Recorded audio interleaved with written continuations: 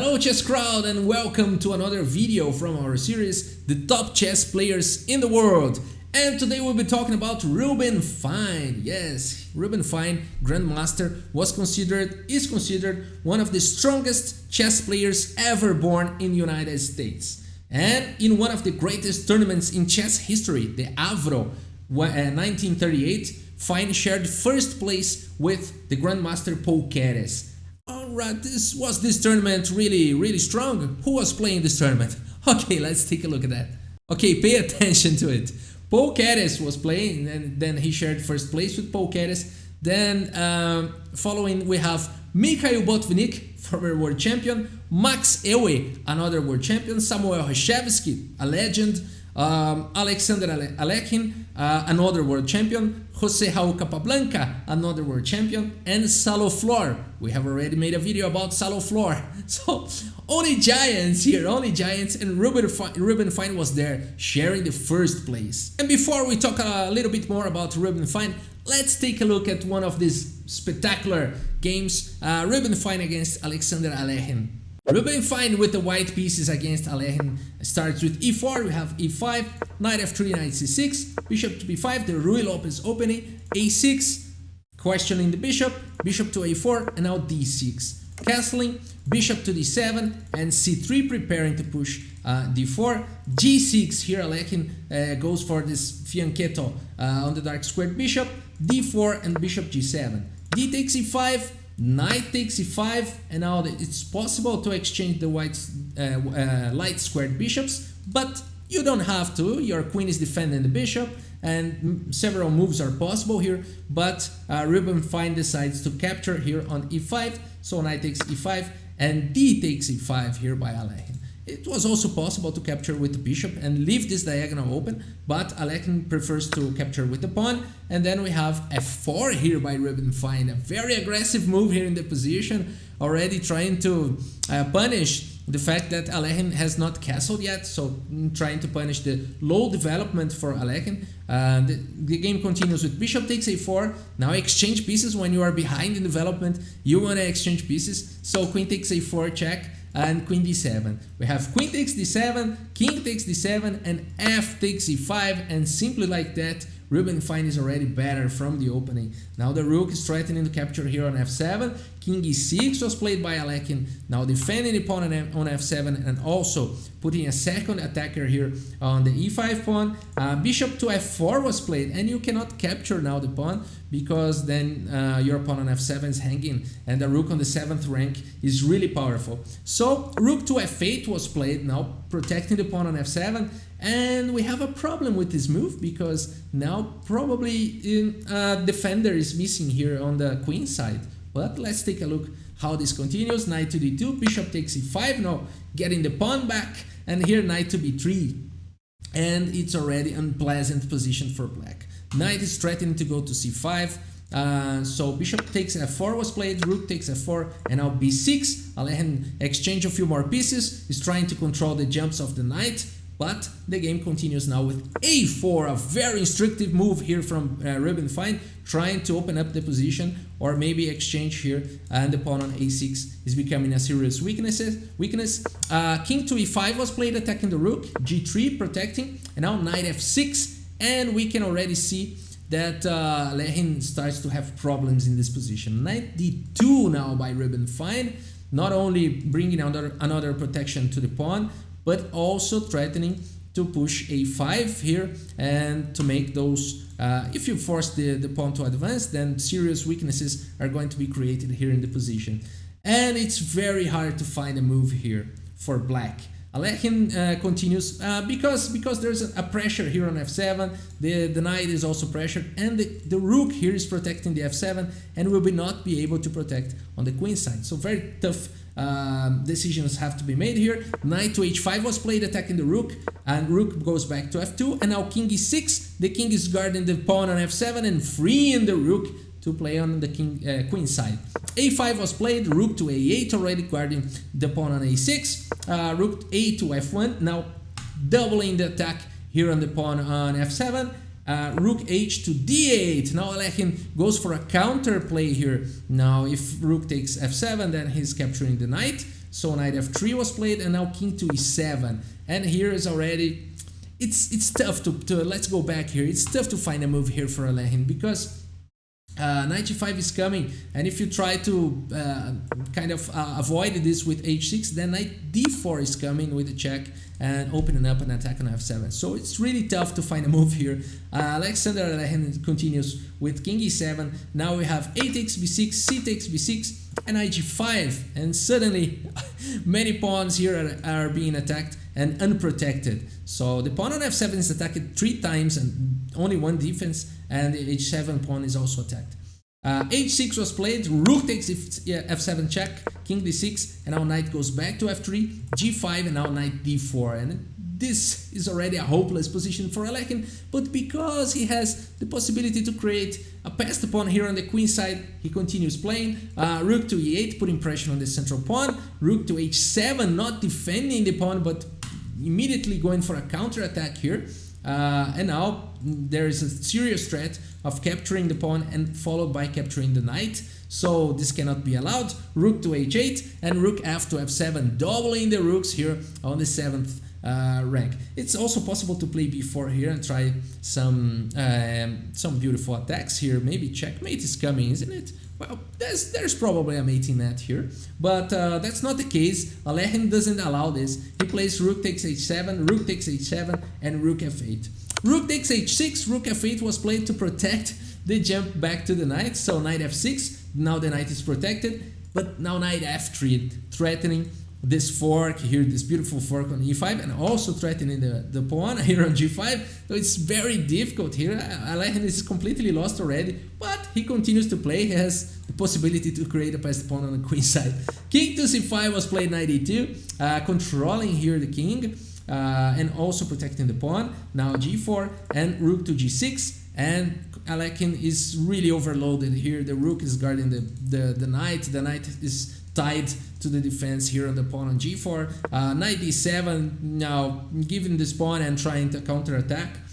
Rook takes g4, knight e5 attacking the rook, rook to g5, now pinning the knight, king to d6, and rook f5, now proposing the exchange of rooks. Of course, Alekhine will not allow this, so rook to d8, avoiding the exchange. Knight f3 now, trying another exchange, knight d3. Alekhine is not exchanging pieces, he's trying to maybe use his pieces to advance and create a passed pawn, but now rook to d5, and here Reuben Fine will be able to exchange the rooks. So after king to e7 protecting the rook, now rook takes d8, king takes d8, and now it's just a matter of time. The b2 pawn is hanging, so b3 was played, king e7, knight d2, a5, king f1, b5, king e2, and in this position Alexander Alekhine resigned the game. And why did he resign? Well, he resigned because there's nothing else to do here in this position. Well, white is completely winning. The king here is gonna be in the job of trying to stop those pawns, and white's king is ready to jump in the position. I mean, after knight c5, for example, king e3, and the king is coming to d4, and he's just those pawns are gonna fall, and the king will be really in the task of trying to pawn this, trying to stop those pawns. So the position is really hopeless for Alekhine, and that's why he resigned. Let's take a look at the report, chess.com report for the stats. 96% accuracy here for Reuben Fine, 81% accuracy for Alexander Alekhine. Reuben Fine was really more precise in his moves, and we can see from the chart there was that little moment when he played probably knight h5, and then there's no way back.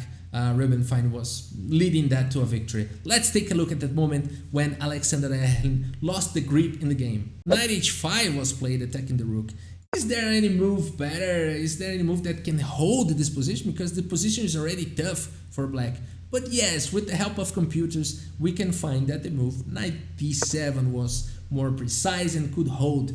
What's the idea here? The knight will be protected here. I mean, he's not attacked by any piece, and he is making a good job here, protecting the pawn on b6 and also protecting the pawn, the f6 square. You can put a pawn there and the knight will be guarding it.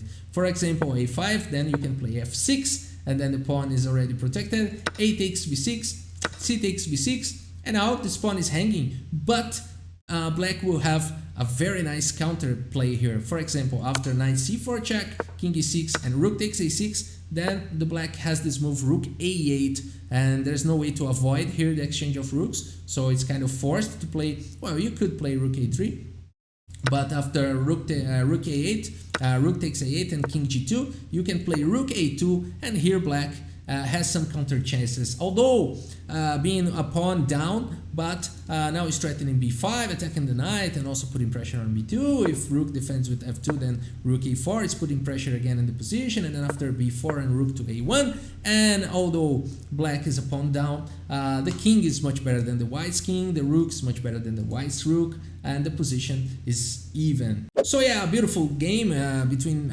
Reuben Win and Alekhine in AVRO 1938, and because of this tournament and Win is finishing in the first place tied with Paul Keres, then FIDE invited him to play the World Championship tournament after World War II in 1948.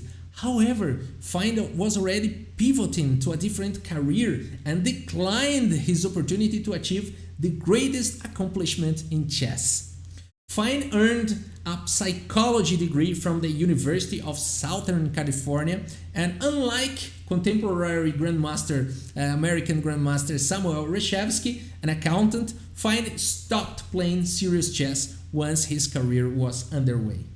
In the international 1948-49 New York tournament, which Win won with a score of 8 in 9 games, was one of his last chess events. But the brevity of his career was certainly less tragic story than those of other American greats, Paul Morphy, Harry Pillsbury, and also Grandmaster Bobby Fischer. But Win still left us wanting more, for sure.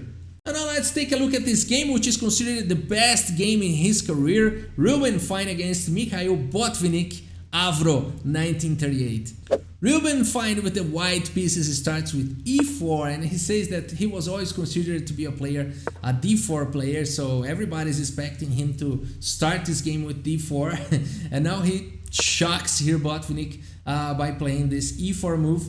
Botvinnik continues with e6, and Reuben Win comments here that it was already expected Botvinnik would always place e6 against e4. In some cases he would play the Sicilian, and Reuben Win is already prepared for the French, so he continues with d4, d5, knight to c3, bishop to b4, the Winover variation, and e5, the advanced variation of the Winover, and now c5, attacking the center.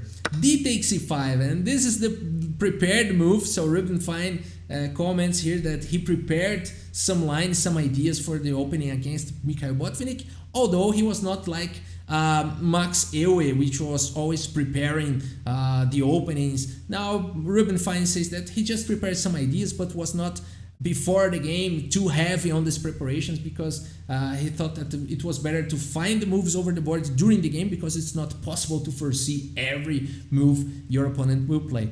So d takes c5 was played, knight e7, knight f3, knight b to c6, and bishop to d3. And now you may be wondering, why not immediately here, sorry about that, let's just go back a little bit, why not immediately here d4? It seems that the knight is pinned and you're gonna win a free piece here, but that's not this way. After d4, white could play a3 and start this counter attack. So now after bishop to a5, you can play b4 and you are not losing a piece, okay? So that's why Mikhail Botvinnik simply continued with knight to e7, and the game continued with knight f3, knight b to c6, bishop d3, and now d4, going for the complications here, Mikhail Botvinnik.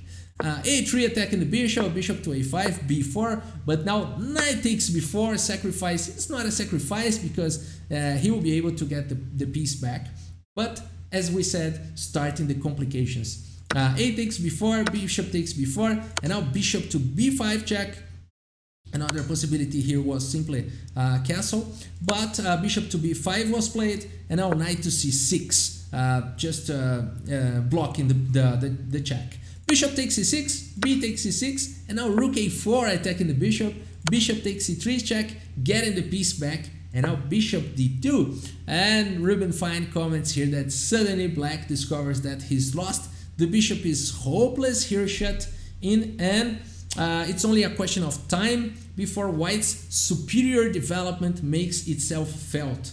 That's the comment of Reuben Fine. The computer shows that he is right, but Mikhail Botvinnik could have make the position even, but he just couldn't find that move. So he continued here with f6, but the computer shows that even in this position, which is very difficult to play as black could try here a5. That would be nice idea here. So after castling, you could continue with bishop to a6, attacking the rook, and after bishop takes c3, d takes c3, queen takes d8, and rook takes d8, and rook e1, moving away from the attack from the light squared bishop. Then castling, rook takes a5, and bishop to c4. We could have here an even position. We have a bad bishop here, but it's an active bad bishop in front of the pawn chain, so no problem at all. You could consider this position as an even position. But even after a5, so even if white doesn't castle here and play something like bishop takes c3 and d takes c3 and queen d6, well, this seems really strong, but you can continue with rook a7 now, preparing to play rook d7, and after castling rook d7, queen takes c6, bishop to b7. Yes, this would be a very spicy continuation, attacking here the queen, and the game could continue with queen b5, then bishop takes f3, g takes f3, castling, queen takes a5, and queen g5, so very aggressive line here, rook g4 and queen takes e5, but still this shows that there are chances for both sides, and black can handle this, and nobody's winning here. So it's not that in this position black is already lost, as Reuben Fine said, but today we have computers. But between humans, yes, Reuben Fine is completely correct. So f6 was played, and now castling, bishop takes c3, d takes c3, and now queen to e1, just putting pressure here on the c3 pawn, a5, queen takes c3, and now bishop to a6, attacking the rook, rook f to a1, bishop to b5, and now here the move, very good move here from Reuben Fine, rook to d4. Let's put 2 exclamation marks here, because Mikhail Botvinnik was probably expecting rook takes e5, and after exchange of many pieces here, black would be able to counterattack, and would be completely okay for black to play this position with even chances. But here this move is really a very strong move, rook to d4, attacking the queen, and after queen to e7, rook d6, a very well positioned rook. a4 was played. Now queen to e3, now threatening to probably put pressure here on e6, rook to a7 was played, but now knight d2, an excellent move, threatening to play c4 followed by rook takes a4 and putting all the problems for Botvinnik. The game continues with a3, now given the a4 square for the bishop, c4, hunting the bishop, bishop a4, now e takes f6, queen takes f6, now attacking here the rook. Now the game continues with rook takes a3, and now rook to e8. Now guarding this pawn on e6 and h3 here. So there is no more threats of checkmate here on the back rank. Just there's no more hope for black to win this way. And Reuben Fine comments here that Mikhail Botvinnik should have resigned the game here because white is completely winning. It's interesting to see how in a materially almost balanced position, white is so better, and Reuben Fine considered this position to be winning, and really the computer shows that this position is kind of 4 points advantage for white, which yes should be winning. So rook a to a8 was played, knight f3, queen to b2 and knight e5, the queen is guarding the rook here, queen to b1 check, king h2, queen f5, and after queen g3, here Mikhail Botvinnik resigns the game. And why did he resign? He resigned because there's nothing else to do.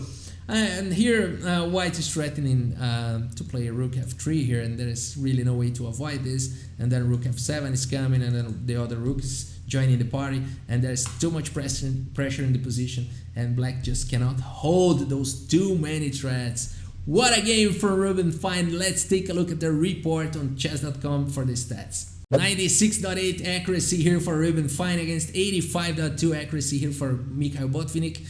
Yes, Reuben Fine was more precise in his moves, and yes, he did not make any mistake, any blunder, no missed wins, only one inaccuracy. This should be wrong. And here, Mikhail Botvinnik really suffered the whole game. He was never better than Reuben Fine, so a very nice victory. And yes, let's see where Mikhail Botvinnik lost the grip in the game, as we can see in the chart. Probably this moment. Let's see there. As we mentioned during the game, f6 was the fatal mistake. Here maybe a5 could have held. We have showed those two variants after this move, when one regular and another one very spicy, but those two variants shows that black could have equal chances. So yeah, that's Reuben Fine, a great player. Certainly he deserves to be in our playlist of the best chess players in the world. I hope you have enjoyed this video. If you have enjoyed, please consider giving your thumbs up and also subscribing to the channel. Thank you so much for your audience and see you next video. Thank you, bye.